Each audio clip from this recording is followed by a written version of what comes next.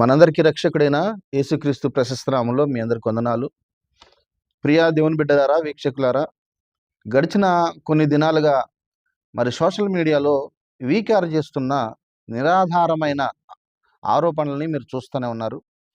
ఈరోజు ఈ వీడియో ముందుకు రావడానికి గల కారణం ఏంటంటే, వీకేఆర్ షాలేం రాజు గారిని వాళ్ళ కుటుంబాన్ని టార్గెట్ చేస్తూ, అలానే తండ్రి సన్నిధి మినిస్ట్రీస్లో ఉన్న దైవ సేవకులందరినీ కూడా తప్పుగా మాట్లాడుతూ చాలా నీచంగా ఒక వీడియో చేయడం జరిగింది. అయితే నా దగ్గర చాలా ఆధారాలు ఉన్నాయి అని చెప్తూ, ఏమీ ఆధారాలు లేకుండా నిరాధారంగా షాలేం రాజు గారిని, తన కుటుంబాన్ని బ్లేమ్ చేస్తూ మినిస్ట్రీస్లో ఉన్న సేవకులందరిని కూడా తప్పుపడతా ఉన్నాడు. ఒకసారి ఈ వీడియో క్లిప్ చూడండి. ఇతను షాలేం రాజు గారి గురించి, మినిస్ట్రీస్లో ఉన్న సేవకుల గురించి ఏం మాట్లాడుతున్నాడో ఒకసారి వినండి. ముందుగా ఒక ఆమెని వదిలేసి రెండో పెళ్లి చేసుకుని ఉన్నామే, ఇప్పుడు ఉన్నామే రెండో భార్య అని. ఇప్పుడు ఆమె చూసే ఉంటారు, మీరు ఫొటోస్ లో కూడా చూసే ఉంటారు. నాకు ఇది సరైనది కాదనుకున్నాడు ఏమో తెలియదు. ఇంకొక ఆమెని పట్టుకున్నాడు. సమాజం ముందు మాత్రం పరిశుద్ధుల్లాగా నంగనాచిలా నటిస్తా ఉంటాడు సాలెమరాజు. వాళ్ళ గురువు గారు ఎలాగైతే వ్యభిచారో అలాగే ఎదుటి వారిని వ్యభిచారం అనుకుంటాడు. ఆ తండ్రి సన్నిధి మినిస్ట్రీస్ లో సేవకులందరూ అంటే చూడండి, అంటే ఆ చిలకలూరు ఇక్కడ కనుక మీరు గమనిస్తే, షాలేం రాజు గారు పెద్ద వ్యభిచారి అని మాట్లాడుతూ, తన కుటుంబాన్ని గురించి కూడా తప్పుగా మాట్లాడటం జరిగింది. ఇంకా చూద్దాం. తండ్రి సన్నిధిలో పరిశుద్ధతకు తావులేదు. పరిశుద్ధతకు తావులేదు. ఎందుకంటే అది నేను చెప్పాను కదా, అది తండ్రి సన్నిధి కాదు, అది వ్యభిచార సన్నిధి. అందులోకి వచ్చిన వారికి ఎవరికి మార్పు ఉండదు. ఎందుకంటే ఆ పునాది, క్రైస్తవ్యానికి పునాది అయిన బాప్తిస్మమే సరిగా ఇవ్వడం రాదు ఆయనకి. సరిగా ఎవరు అందులో నెక్స్ట్ పరిశుద్ధత ఉండదు. తెర ముందు జనాలు అలా కనబడతారంటే ఆ తండ్రి సన్నిధి ఆరాధన నుంచి బయటకు వెళ్ళగానే ఎవరు ఏ సందుల్లో దొరుకుతారో తెలియదు. మొత్తానికి ఒక్కరిలో పరిశుద్ధత జీవితం లేదని అక్కడికి వెళ్ళిన వారే చెప్తారు. ఇక్కడ ఏదో పరిశుద్ధత ఉందనుకుని మేము వెళ్తాం గాని అసలు మాకు అక్కడ అబ్బా మేము ఉండలేకపోయామని బయటకు వచ్చిన వాళ్ళు ఎంతో మంది. ఒకసారి గమనించండి, మీరు ఇక్కడ తండ్రి సన్నిధిలో నుంచి బయటికి వెళ్ళిన వాళ్ళందరూ ఏ సందుల్లో దూరతారో తెలియదంట. వీడొచ్చి చూశాడు. మరి వేల మంది ప్రజలు తండ్రి సన్నిధిలో నుంచి బయటికి వెళ్ళిన వాళ్ళందరూ ఏ సందుల్లో దూరతారో తెలియదట. అంటే ఏం డైలాగో చెప్పాలో తెలియకుండా ఇట్లా పట్టుకొని షో చేస్తా ఉన్నాడు. అంటే అర్థమవుతుంది వాడు అక్కడ అబద్ధం ఆడుతున్నాడని స్పష్టంగా అర్థమవుతుంది. సాక్ష్యాలు చెప్తున్నారు. ఇలా ఆ తండ్రి సన్నిధిలో అందరూ వ్యభిచారులని, లేకపోతే అక్కడ ఉన్న సేవకులు వచ్చిన విశ్వాసులను ఆడవారి మానాలతో చెలగటాలు ఆడతారని ఎదుటి వారిని కూడా అలాగే అనుకుంటాడు ఈ బ్రోకర్. గమనించారుగా ఈ వీడియో కనుక మీరు గమనిస్తే, ఇక్కడ ఏమంటున్నాడు, షాలేం రాజు గారు ఒక వ్యభిచారి, ఆయన దగ్గర ఉన్న సేవకులు వ్యభిచారులు, అలాగే తండ్రి సన్నిధిలో ఉన్న వేలాది మంది ప్రజలందరూ కూడా వ్యభిచారులని ఇతను అంటా ఉన్నాడు. దయచేసి ఈ విషయాన్ని గమనించాలి. ఇప్పుడు ఇంత పెద్ద ఆరోపణ మినిస్ట్రీ మీద చేశాడు ఇతను. తండ్రి సన్నిధిలో ఉన్న విశ్వాసులందరూ కూడా ఈ విషయాన్ని గమనించాలి. ఈ వీకేఆర్ ఫోన్ నెంబరు అతని లైవ్లో ఉంటుంది. ప్రభు చిత్తం అయితే నేను వీకేఆర్ నెంబర్ పెడతాను. ఖచ్చితంగా మీరందరూ ఫోన్ చేసి, తండ్రి సన్నిధి మినిస్ట్రీస్లో ఎంతమంది అయితే ఉన్నారో, ఇది ఒక్కడి సమస్య కాదు. షాలేం రాజు గారిని, సేవకుల్ని, లక్షలాది మంది ప్రజలు తండ్రి సన్నిధిని వెంబడించే వాళ్ళందరినీ వీడు వ్యభిచారులు అన్నాడు. ఈ విషయంలో ఎవరు మౌనంగా ఉండొద్దు. నిజంగా ఆత్మీయులైతే ఖచ్చితంగా స్పందించి ఈ వీకేఆర్కి మీరు ఫోన్ చేయాలి. నిరాధారమైన ఆరోపణలు ఇతను చేశాడు. అంతేకాదు దేవుని బిడ్డారా, వీడు పెద్ద శుద్ధపూసలాగా షాలేం రాజు గారు, అలాగే తండ్రి సన్నిధిలో ఉన్న విశ్వాసులు, సేవకులందరూ వ్యభిచారులు అంటున్నాడు. నీ దగ్గర ఏం ఆధారం ఉందిరా? ఒక్క ఆధారం చూపించు. షాలేం రాజు గారు భార్య గురించి మాట్లాడావు, షాలేం రాజు గారి గురించి మాట్లాడావు, వాళ్ళ పిల్లల గురించి మాట్లాడావు. చాలా తప్పుగా మాట్లాడాడు. ఇంకా అవన్నీ నేను చెప్పడానికి ఇష్టపడట్లేదు. చాలా నీచమైన మాటలు అవి. అవన్నీ నేను ప్లే చేయడానికి ఇష్టపడట్లేదు. ఇప్పుడు వీడు ఎంత శుద్ధపోస మాటలు మాట్లాడుతున్నాడు కదా, షాలేం రాజు గారు, తండ్రి సన్నిధి ఆ సేవకులు, వాళ్ళ బ్రతుకులు బాగోవు, విశ్వాసులు అందరూ వ్యభిచారులని. అసలు నిజమైన వ్యభిచారం ఎవరో నేను మీకు ఇప్పుడు తెలియపరుస్తాను. జాగ్రత్తగా ఈ వీడియోని స్కిప్ చేయకుండా చివరి దాకా చూడండి. వీకేఆర్కి మొదటి భార్య ఉందండి. మొదటి భార్య తర్వాత వీడు ఇంకొక ఆమెను ప్రేమించి ఆమెను కూడా వివాహం చేసుకున్నాడు. ఎలాగంటే దొంగచాటుగా వివాహం చేసుకున్నాడు. ఎప్పుడైతే ఈ ప్రేమ వివాహం నడుస్తూ ఉందో, మొదటి భార్య వాళ్ళ తండ్రి ఈ వీకేఆర్ని చంపడానికి ప్లాన్ చేశాడు, కొడటానికి ప్లాన్ చేశాడు. వీకేఆర్ దొరకకుండా పారిపోతున్నప్పుడు ఆయన కత్తి తీసుకొని అతని మెడ మీద కత్తి వేద్దాం అనుకున్నప్పుడు అతని బుగ్గ మీద పడింది. ఈ చెంప మీద కత్తి పడినప్పుడు ఆ కత్తి ఘాటు పడింది. ఒకసారి నేను మీకు వీడియో వీకేఆర్ యొక్క ఫోటో పెడతాను. ఆ కత్తి ఘాటు మీరు చూడండి. వీకేఆర్ నువ్వు చెప్పాలి. నీకు ఆ కత్తి ఘాటు బుగ్గ మీద ఎక్కడి నుంచి వచ్చింది? ఎవరో నిన్ను బుగ్గ మీద అంతసేపు నరికారో నువ్వు చెప్పాలి. ఇది నంబర్ 1. నంబర్ 2, జంగారెడ్డిగూడెంలో ఇతను ఒక చర్చి నడిపిస్తూ చర్చిలో ఉన్న ఒక అమ్మాయిని వంచించాడు. ఆమె భర్త విదేశాల్లో ఉంటాడు. ఈమెను వంచించి ఈ సంగతంతా వ్యవహారం నడిపిస్తా ఉన్నాడు. అనుకోకుండా ఒకసారి తన భర్త వచ్చి వీళ్ళిద్దరిని కారులో చూశాడు. కారులో చూసినప్పుడు వెంటనే వీకేఆర్‌ని జుట్టు పట్టుకొని లాక్కొచ్చి ఆ షిఫ్ట్ కార్ అంతా దుగ్గుగా ఆయన్ని చితగ్గొట్టాడు. ఈ మాట కాదని చెప్పు వీకేఆర్ నువ్వు. ఎర్టిగాకు ముందు నీ దగ్గర షిఫ్ట్ కార్ ఉండాలి కదా! ఆ షిఫ్ట్ కార్ ఎందుకు గుల్ల అయిపోయింది? షిఫ్ట్ కార్ అంతా డొక్కుగా ఎందుకు అయిపోయింది? కాదని చెప్పండి. జంగారెడ్డిగూడెంలో ఇప్పటికి ప్రూఫ్స్ ఉన్నాయి. కాతే ఇతనిలాగా అవన్నీ బయటికి తీసుకొచ్చి చూపించే సంస్కృతి మాకు కాదు. షాలేం రాజు గారు అలా మాకు నేర్పించలేదు. చెప్పు, నువ్వు నిజంగా దమ్ముంటే, నువ్వు నిజంగా నీతిమంతుడిని, సింహం సింగిల్‌గా వచ్చిద్దంటున్నావు కదా! నువ్వు నిజంగా నీతిమంతుడివైతే జంగారెడ్డిగూడెంలో జరిగింది తప్పా, ఒప్పా చెప్పు. నిన్ను పోలీస్ స్టేషన్‌కి తీసుకెళ్ళింది వాస్తవం కాదా? బట్టలు ఊడదీసి నిన్ను అక్కడ కూర్చోబెట్టింది వాస్తవం కాదా?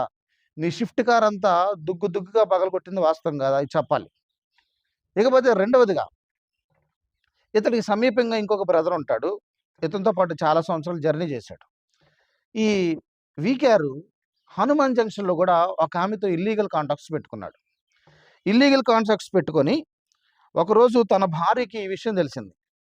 తెలిసినప్పుడు ఆమె పోయి రెడ్ హ్యాండెడ్‌గా వీకేఆర్ ఆ స్త్రీతో ఉండటం చూచి ఆమె అతన్ని పట్టుకుంటాం. తన సన్నిహితుడు చెప్తాడు, నా మాటలు కాదు, నేను ఆధారాలు లేకుండా ఏం చెప్పను, ఒకసారి వినండి. ఆయన ఏదో బాధ పెట్టాలని కాదు. ఆయన మాట్లాడిన తర్వాత విజయ్ కుమార్ గారు చాలా భయపడతారు కూడా. ఓపెన్‌గా చెప్తున్నా. మీరు ఇంకో విషయం అన్నారు ఏంటంటే, ఒక అమ్మాయిని, ఒక స్త్రీని పట్టుకొని అలా మాట్లాడడం తప్పు కదా బ్రదర్ అని మీరు అన్నారు. మీరు చాలా ఆశ్చర్యంగా అనిపించింది. లైవ్‌లో అంత పెద్ద లైవ్‌లో అంతమంది ఎక్కువ మంది చూస్తున్నప్పుడు ఒక స్త్రీని అలాగనడం మీకు చాలా బాధ అనిపించింది. అవునంటారా? కాదంటారా? మీకు బాధ కలిగింది. కానీ నాకు ఆయన పద్ధతిని, ఆయన నేను ఆయన విధానాన్ని దగ్గరగా చూసిన వాడిగా నాకు భయం గాని ఏమి అనిపియలేదు. ఎందుకంటే ఆయన లక్షణాలు అంతే. ఆయన విధానం అంతే. మీకు ఇంకో విషయం చెప్తున్నాను. చాలా రహస్యమైన విషయమే. ఎవరెవరినో ఒక స్త్రీకి అన్యాయం జరిగితే ఆ అమ్మాయి ఇలా అంటదా అని ఆయన అంత సీరియస్ అయ్యాడు కదా! ఒకే ఒక్క వీకేఆర్ గారిని ఒకే ఒక్క మాట అడుగుతున్నాను డైరెక్ట్ గా. నేను పర్సనల్ గా టార్గెట్ చేయట్లేదు. బట్ ఉన్న సత్యాన్ని అడుగుతున్నాను. ఒక్కసారైనా ఆయన భార్యను తీసుకొచ్చి లైవ్ లో కూర్చోబెట్టి, నా వల్ల ఒక్కసారైనా నువ్వు బాధపడ్డావా అని ఒకసారి అడగమనండి చూద్దాం. ఎందుకంటే ఆయన ఒక మనిషిని చూసినట్టు చూడ్డామండి. ఇష్టానుసారంగా కొట్టేస్తాడు, హింసించేస్తాడు, బాధ పెట్టేస్తాడు. అసలు ప్రత్యక్ష సాక్షులు చెప్పారు నాకు మాట. ఇక్కడ చూడండి, వీకేఆర్ తన భార్యనే రెస్పెక్ట్ ఇవ్వడంట. ఈయన ఎవరో కాదు, మళ్ళీ వీకేఆర్ వాళ్ళకు సన్నిహితుడు. ఆయనతో పాటు జర్నీ చేసాడు ఇతను. వీకేఆర్ ఇంట్లో ఉన్న భార్యనే భయంకరంగా చితకబాదేవాడంట, కొట్టేవాడంట, శాడిస్ట్‌గా వ్యవహరించేవాడట. ఇంట్లో ఉన్న భార్యనే వీడు చూడటం చేతగానోడు బయట స్త్రీలకి న్యాయం చేస్తాడంట. చూడండి, ఇంకా కొన్ని సంగతులు ఉన్నాయి చూడండి. చాలా బాధకుడు. ప్రత్యక్ష సాక్షులు. నేను 8:30కి లైవ్ లోకి తీసుకొస్తాను మీకు ఆ వ్యక్తుల్ని. వీకేఆర్ గారిని ఒకవేళ తప్పు అయితే వాళ్ళ వైఫ్ ని లైవ్ లోకి తీసుకొచ్చి మాట్లాడమనండి. విన్నారుగా? ఎందుకంటే హనుమాన్ జంక్షన్ లో వాళ్ళ భార్యకి ఆయన దొరికిపోయాడు. హనుమాన్ జంక్షన్ వేరే స్త్రీతో ఉంటూ. నేనేది విమర్శపూరితంగా ఆయన ఏదో బాధ పెట్టాలని కాదు. ఆయనతో ఎంతో కొంత మాకు జర్నీ ఉంది కాబట్టి డైరెక్ట్ గా కాకపోయినా ఇండైరెక్ట్ గా ఆయన ఫ్రెండ్షిప్ చేసే వ్యక్తులతో నాకు కూడా కొంత ఫ్రెండ్షిప్ ఉంది కాబట్టి నాకు పర్సనల్ గా విషయాలు చాలా తెలుసు. ఎందుకంటే ఈ రోజు పబ్లిక్ వచ్చి ఆయన చెప్పే నీతులు ఏవైతే ఉన్నాయో అవి జనాలకి అమ్మో ఇంత గొప్ప సేవకుడా అని అనుకుంటారు. కానీ ఆయన పర్సనల్ గా జీవితం చాలా దరిద్రం అండి. వ్యక్తిగత సాక్ష్యం లేదు, వ్యక్తిగత జీవితం మంచిది కాదు. ఇప్పటికీ ఆయన డ్రింకింగ్ హ్యాబిట్స్ ఉంటాయి ఆయనకి. ప్రతి విషయంలో ఆయన ఏ విషయంలో మంచివాడని ఒక్క విషయంలో మీరు చెప్పలేదు. చూడండి దేవుని బిడ్డలారా, ఇవన్నీ కంప్లీట్ గా ఒకసారి మేము చెప్పిన మాటలు కాదు. కావాలని మేము నేరారోపణ చేయట్లేదు. ఉన్న వాస్తవాలే. ఆయనతో పాటు ప్రయాణం చేసిన వాళ్ళు తన గురించి చెప్తున్న వాస్తవాలు. భార్యని భయంకరంగా తిట్టేవాడు, భయంకరంగా కొట్టేవాడు. రెండవది, బైబిల్ కాలేజీలో వేరే అమ్మాయిని గెలికాడు కాబట్టి వాళ్ళ అమ్మాయి వాళ్ళ నాన్న అతన్ని చంపడానికి ప్రయత్నం చేసినప్పుడు బుగ్గ మీద ఘాటు పడింది. ఇకపోతే రెండో భార్యని వివాహం చేసుకున్నాడు ఈయన. ఇంకొక ఆమె ఉంది ఇతనికి. అవి ఫోటోస్ ఉన్నాయి.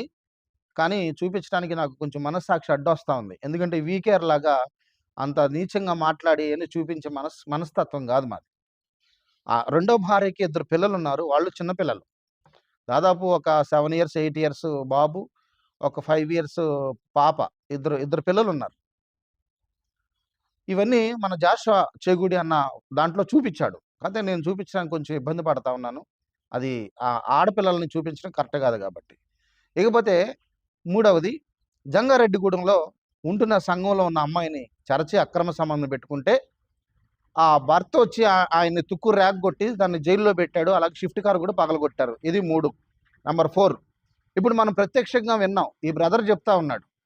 ఏమనంటే హనుమాన్ జంక్షన్‌లో ఒక అమ్మాయితో అక్రమ సంబంధం కలిగి ఉన్న వీకేఆర్ సాక్షాత్తు వాళ్ళ భార్య వెళ్ళి రెడ్ హ్యాండెడ్‌గా అతన్ని పట్టుకుంది.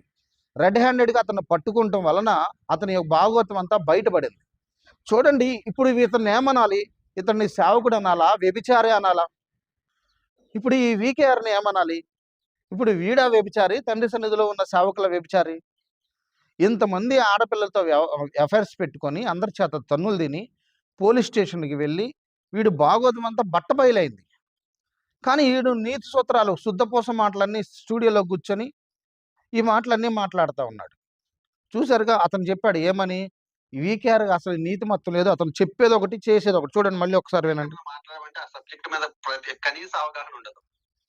పక్క వాళ్ళ డైరీలో ఏమేముందో కానీ ఆయన పర్సనల్ జీవితం చాలా దరిద్రం అండి. పర్సనల్ జీవితం చాలా దరిద్రం అంట. సాక్ష్యం లేదు. వ్యక్తిగత జీవితం మంచిది కాదు. ఇప్పటికీ ఆయన డ్రింకింగ్ హ్యాబిట్స్ ఉంటాయి ఆయనకి. ప్రతి విషయంలో ఎవరు మాట్లాడారండి? వ్యక్తిగత జీవితం మంచిది కాదంట. ఇప్పటికీ తను తాగుతూనే ఉంటాడంట. ఇప్పుడు ఎవరు చెప్పండి? తాగుబోతే ఎవడు, వ్యభిచారోడు, వీకేఆర్? వీటన్నిటికి సమాధానం చెప్పాలి నువ్వు. అనవసరంగా గెలికావు. షాలేం రాజు గారిని తప్పుగా మాట్లాడావు. నిరాధారంగా ప్రార్థనా తోటలో ఆయన తప్పుగా వ్యవహరిస్తున్నాడని మాట్లాడావు. తండ్రి సన్నిధి సేవకుల గురించి మాట్లాడావు. వేలాది మంది ప్రజలు, విశ్వాసుల గురించి తప్పుగా మాట్లాడావు. వ్యభిచారులని ఇప్పుడు చెప్పు. ఈ ప్రూఫ్స్ అన్ని అబద్ధమా? జంగారెడ్డిగూడెం అబద్ధమా? హనుమాన్ జంక్షన్ అబద్ధమా? నీకు రెండో భార్య ఉండటం అబద్ధమా? నీ భార్యను కొట్టేది అబద్ధమా? చెప్పాలి నువ్వు. చెప్పాలి. ఎందుకంటే వాడబడుతున్న ఒక దైవజనుడి మీద నిందారోపణ మోపటమే కాకుండా సేవకుల్ని, వస్తున్న విశ్వాసులను కూడా వ్యభిచారులు అంటావా? ఎవరు వ్యభిచారి? ఎవరు త్రాగుబోతు?